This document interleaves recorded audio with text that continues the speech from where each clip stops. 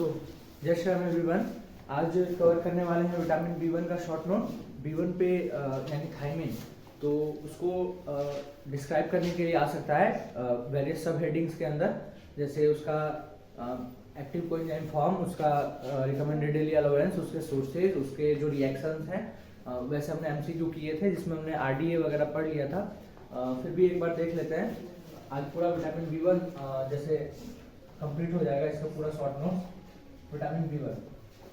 सो हम लोग, आपको पता है हम लोग विटामिन वाटर सॉल्युबल विटामिन कर रहे हैं और उसमें भी अभी विटामिन बी कॉम्प्लेक्स हम लोग कर रहे हैं। So the first is vitamin B one. इसका नाम क्या है? फर्स्ट इसका नेम क्या है?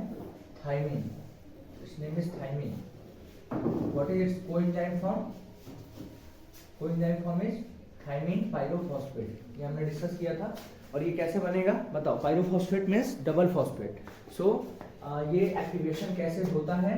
So thiamine it forms TPP when हम लोग एटीपी देते हैं और दो फॉस्फेट इसने दे दिया, सो ट्राइफॉस्फेट में से दो फॉस्फेट निकल गया, इट विल बी मोनोफॉस्फेट। इस तरीके से इसका एक्टिवेशन होता है। जनरली जो हमारे विटामिन के एक्टिवेशन हैं, एटीपी उसके लिए रिक्वायर्ड होता है, एनर्जी रिक्वायर्ड होता है। So this is the name and it's coenzyme form. अब थोड़ा सा इसका इंट्रोडक्शन देख लेते हैं, क्या क्या एक्स्ट्रा पॉइंट है। इसको हम लोग, it is also known as anti berry factor. Anti berry factor क्यों? क्योंकि अगर इसका एडिक्वेट अमाउंट है बॉडी में तो बेरी नहीं होगा, जबकि अगर इसकी डिफिशियंसी हुई तो बेरी कॉज होगी। So it is anti berry factor. और एक बहुत इंपॉर्टेंट पॉइंट है, it is also known as anti neurin. It is also known as anti neurin. Why? Anti neurin यानी न्यूराइटिस से बचाता है। न्यूराइटिस से बचाता है। न्यूराइटिस आप जानते हो, जैसे इसका डिफिशियंसी होगा तो क्या होगा? न्यूराइटिस होगा। लेकिन अगर इसका एडिक्वेट अमाउंट है, it will protect us from neuritis, that is protect us from the inflammation of our nerves. Okay, so it is known as anti neurin. तो ये इंट्रोडक्शन हो गया। एक्टिव फॉर्म, कोएंजाइम फॉर्म हमने बता दिए।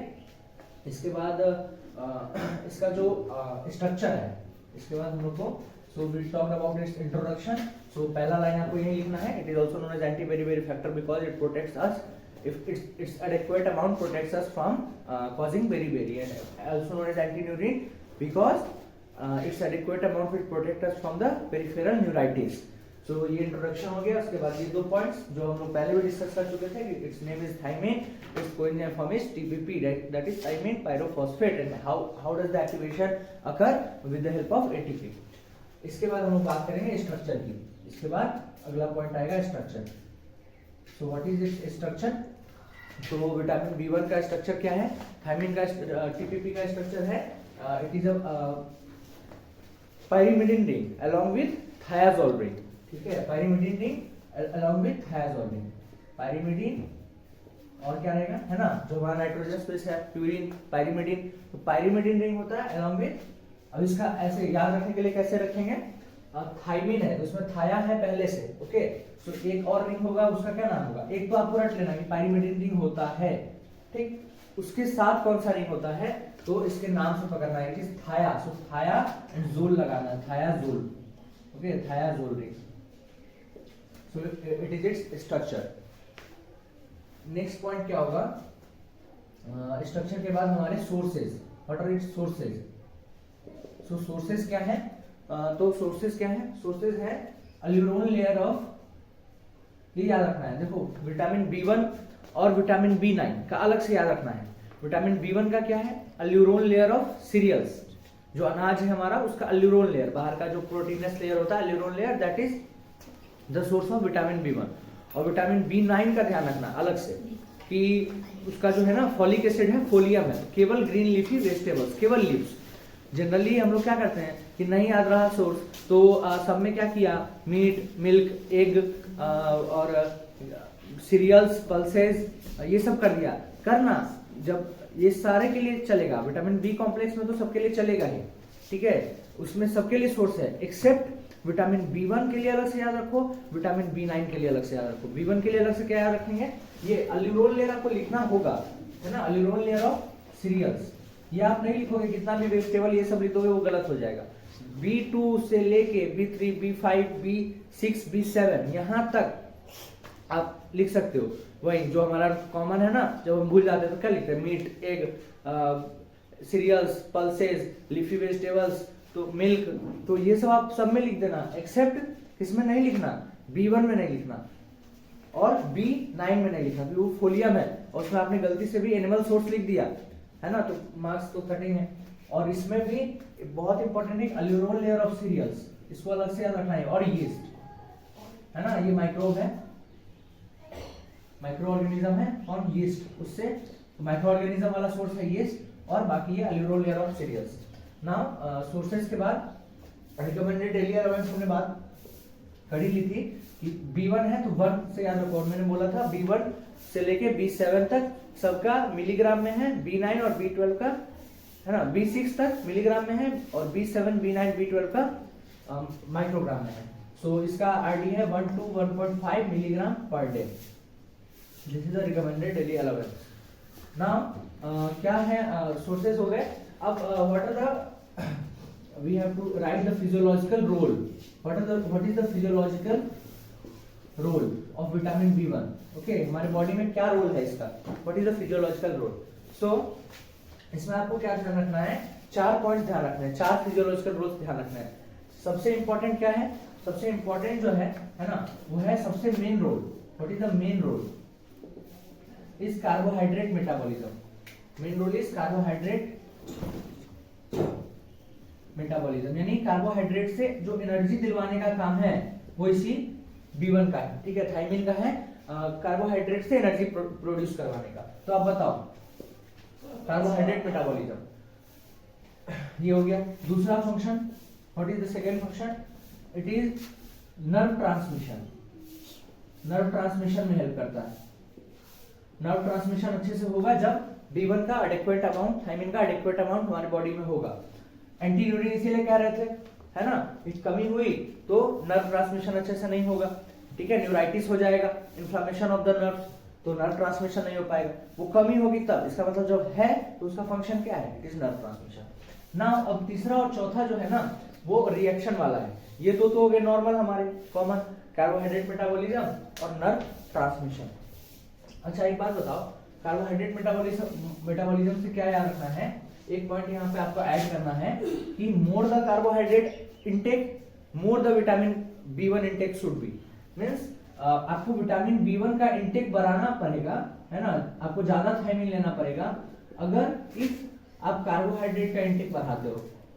क्यों? क्योंकि कार्बोहाइड्रेट का इनटेक बढ़ा लोगे और अगर आप B1 का इनटेक नहीं बढ़ाओगे तो क्या उसका मेटाबॉलिज्म, कार्बोहाइड्रेट ले भी रहे हो, मेटाबॉलिज्म नहीं होगा, एनर्जी नहीं मिलेगा, तो बात तो वहीं रह जाएगी। आपको अगर कार्बोहाइड्रेट बढ़ाए, एनर्जी चाहिए, तो B1 का इंटेक भी बढ़ाना पड़ेगा, क्योंकि यही है जो कार्बोहाइड्रेट से एनर्जी प्रोड्यूस करवाता है, यानी कार्बोहाइड्रेट का मेटाबॉलिज्म करवाता है। तो ये पॉइंट यहाँ आपको जोड़ना होगा। नर्व ट्रांसमिशन में आप क्या जोड़ सकते हो कि इसीलिए जब B1 की कमी होती है तो न्यूराइटिस होता है, यहाँ ये पॉइंट जोड़ सकते हो। तीसरा पॉइंट क्या है, अब अगला जो 2 पॉइंट है मैंने बोला रिएक्शंस वाले हैं, तो तीसरा तो कौन से रिएक्शंस है ना, हम लोग को सारे विटामिन में रिएक्शंस याद रखने हैं, तो कैसे याद रखें कौन सा रिएक्शन है, तो मैंने ऐसे याद रखा है कि आप क्या करो ना, OT याद रखो।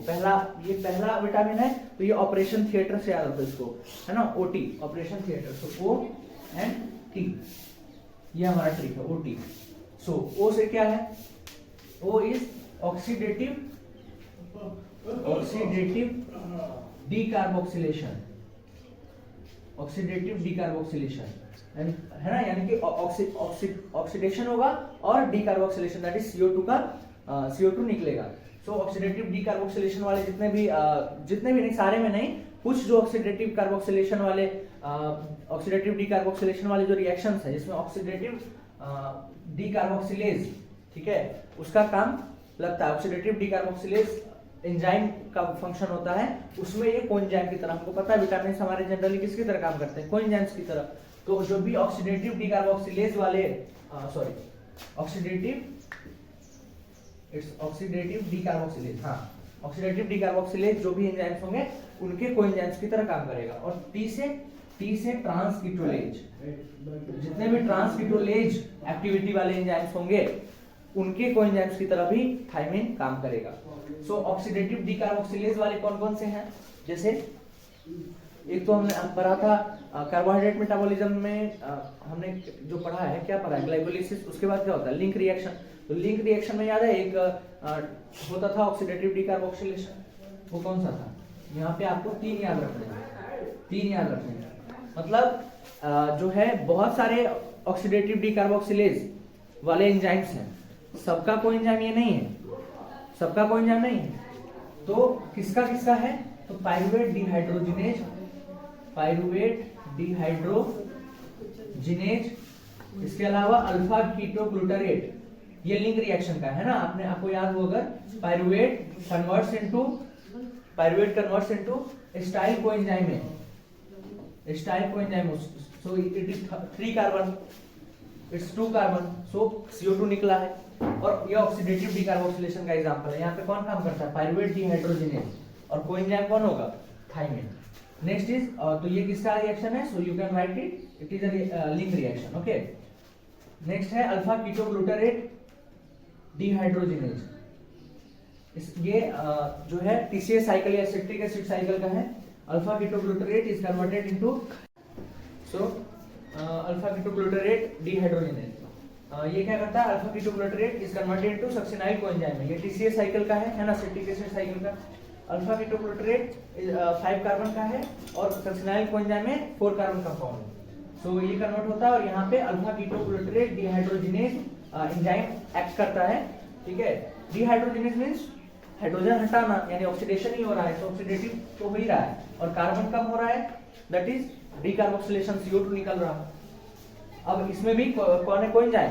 थाइमिन है, TPP है। सो ये किसका है? TCA साइकिल का। नेक्स्ट क्या है? नेक्स्ट हम लोग को बस इतना याद रखना है, ब्रांच चेन है ना, branch chain keto acid dehydrogenase, branch chain keto acid dehydrogenase. So जो ब्रांच चेन अमाइनो एसिड्स हैं, ब्रांच चेन अमाइनो एसिड्स हैं, like leucine, like isoleucine, like valine, ये आपको याद रखना है। ल्यूसीन, आइसोल्यूसिन और वैलिन जैसे जो ब्रांच चेन अमाइनो एसिड्स हैं, इनका ऑक्सीडेशन करके जो एनर्जी निकालने का काम है वो है इस एंजाइम का, branch chain keto acid dehydrogenase, और इस एंजाइम का वो कोएंजाइम, ठीक है, TPP। सो इतना आपको याद रखना है। ये 3 आप क्या करोगे, ये 3 एंजाइम्स का नाम लिखोगे, ये रिएक्शंस लिखोगे, किस साइकिल का है, किस रिएक्शन का हिस्सा है वो लिखोगे, और इसमें बस आप इतना लिख दोगे कि branch chain keto acid dehydrogenase जो एंजाइम है उसका ये कोएंजाइम है TPP। और इसमें होता क्या है, ये एंजाइम करता क्या है, तो ये जो ल्यूसीन, आइसोल्यूसिन, वैलिन, ये वाले जो ब्रांच चेन अमाइनो एसिड्स हैं, इनका मेटाबॉलिज्म करवाता है। ठीक है, इतना आप लिख दोगे, मेटाबॉलिज्म ऑफ, ये एंजाइम क्या करता है, जैसे हमने लिखा ना ये एंजाइम क्या किया, लेकिन इसमें बस आपको इतना लिखना है कि metabolism of this branch chain amino acids like leucine, like isoleucine, like valine. ठीक है, इतना काफी है। And next is transketolase. तो जो भी एंजाइम्स है that have transketolase activity, they also use TPP as their coenzyme. So transketolase ये आपको याद रखना है। अब इससे क्या इंपॉर्टेंट है, इससे क्या याद रखना है, इसमें बहुत रिएक्शंस याद नहीं रखने, जैसे इसमें हमने रिएक्शंस किए, इससे इसके कॉन्सेप्ट से अब अगला पॉइंट, अब अगला पॉइंट हमारा क्या होने वाला है। So next point is biochemical, जो हमको यूज है, बायोकेमिकल क्या यूज है, बायोकेमिकल यूज या बायोकेमिकल आपको कि पैरामीटर है ना, बायोकेमिकल पैरामीटर। तो कौन सा बायोकेमिकल पैरामीटर हमको थायमिन के केस में यूज करना है। सो क्या होता है कि जैसे हमको थायमिन का बॉडी में हमको क्या जानना है, उसका लेवल जानना है, बॉडी में क्या लेवल है। सो उसके लिए हम लोग क्या करते हैं, एरिथ्रोसाइट ट्रांसकीटोलेज का एक्टिविटी चेक करते हैं, क्योंकि ये जो कोएंजाइम है ना, ये अगर ये सबसे पहला काम जो करता है वो क्या करता है, एरिथ्रोसाइट ट्रांसकीटोलेज एंजाइम के कोएंजाइम की तरह काम करता है। सो अगर हम लोग उसका एक्टिविटी देख लें कि भाई वो ठीक से काम कर रहा है कि नहीं, अगर वो अच्छे से काम कर रहा है मतलब उसको TPP मिल रहा है अच्छे से, यानी कि बॉडी में लेवल अच्छा है।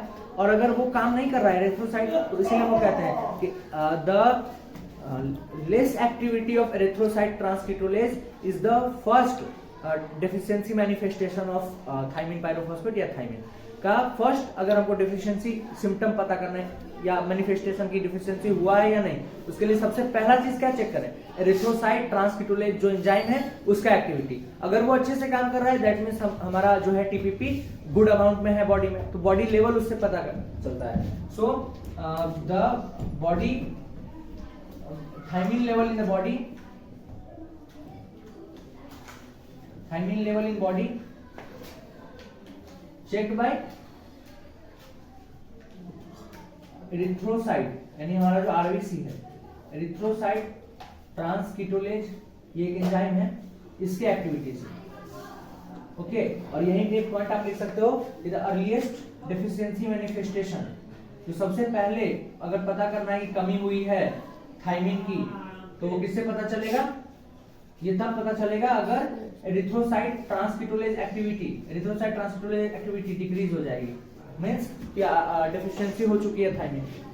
नाउ ये हमारा बायोकेमिकल प्रोफाइल हो गया। सो ये पॉइंट्स हमने किए। Now we have the deficiency manifestations. अब हमारे पास डेफिशिएंसी की बात आ गई। क्या है डेफिशिएंसी मैनिफेस्टेशन, क्या होता है थायमिन के डेफिशिएंसी से। सो थायमिन डेफिशिएंसी कॉजेज बेरी-बेरी, है ना, बेरी-बेरी कॉज होता है। सबसे इंपॉर्टेंट पॉइंट बेरी-बेरी कॉज होता है, बेरी-बेरी। अब बेरी-बेरी क्या है, इसके 4 सिम्टम्स, ये जो है आप अगर ध्यान दोगे तो ये जामुलकर सर ने नहीं पढ़ाया है ना, लेकिन मैम ने पढ़ाया है। सो बेरी-बेरी के जो 4 सिम्टम्स हैं वो क्या है, आप बताओ। बेरी-बेरी क्या है एक्चुअली में वो वीकनेस है, वीकनेस के लिए ये वर्ड निकाला गया बेरी-बेरी। हुआ क्या, अब थायमिन की कमी हो गई तो कार्बोहाइड्रेट का मेटाबॉलिज्म होकर जो कार्बोहाइड्रेट एनर्जी में बदल रहा था नहीं बदलेगा। कार्बोहाइड्रेट ले रहे हैं भरपूर। अब देखो कार्बोहाइड्रेट से एनर्जी ना मिलने का 2 रीजन हो सकता है। पहला कि कार्बोहाइड्रेट ही नहीं ले रहे हैं, दूसरा कि कार्बोहाइड्रेट ले रहे हैं लेकिन वो एनर्जी में कन्वर्ट नहीं हो रहा है। तो यहाँ कौन सा फैक्टर है, कार्बोहाइड्रेट कन्वर्ट नहीं हो रहा है एनर्जी में, ये फैक्टर है। कार्बोहाइड्रेट ले रहे हैं प्रॉपर, लेकिन थायमिन ना होने की वजह से वो एनर्जी में कन्वर्ट नहीं हो पा रहा। सो एनर्जी नहीं मिलेगी तो वीकनेस तो आएगी। लेकिन ये वीकनेस कैसी, बच्चे ये नहीं समझ पाते, ये वीकनेस कैसी, क्या इसमें वेट लॉस भी होगा, नहीं वेट लॉस नहीं होगा, हेवीनेस रहेगा, बॉडी भारी रहेगा लेकिन कमजोरी छाई रहेगी, क्योंकि एनर्जी नहीं मिल रहा है इसलिए वीकनेस है। हेवीनेस क्यों है, क्योंकि कार्बोहाइड्रेट जमा होते जा रहा है बॉडी में वो जमा होते जा रहा है, वो एनर्जी में कन्वर्ट नहीं हो रहा है, एक्युमुलेट होते जा रहा है, सो हेवी होते जाएगा body. So weakness, we have the heaviness. और क्या होगा बताओ, कार्बोहाइड्रेट जमा रहेगा, भूख लगेगी नहीं लगेगी, सो लॉस ऑफ एपेटाइट, भूख नहीं लगेगी, that is known as anorexia. This is loss of appetite. ठीक है, ये सब मैंने लिखवाया, ये पॉइंट्स आपको लिखना होगा एग्जाम में। सो it is loss of apatite, anorexia, भूख नहीं लगेगी, और हमेशा क्या लगेगा, फुल, पूरा पेट फुल ऐसा लगेगा, फीलिंग ऑफ फुलनेस आएगी, that is known as dyspepsia. It is the feeling of fullness, तो ये बेरी-बेरी के जो है 4 आपको की सिम्टम्स हैं। इसके बाद हम लोग we are talking about the different types of beriberi, वो भी अलग से एक शॉर्ट नोट आ सकता है कि write the different types of beriberi and explain them. सो उसको हम लोग अगले स्लाइड में करते हैं। Thank you, you can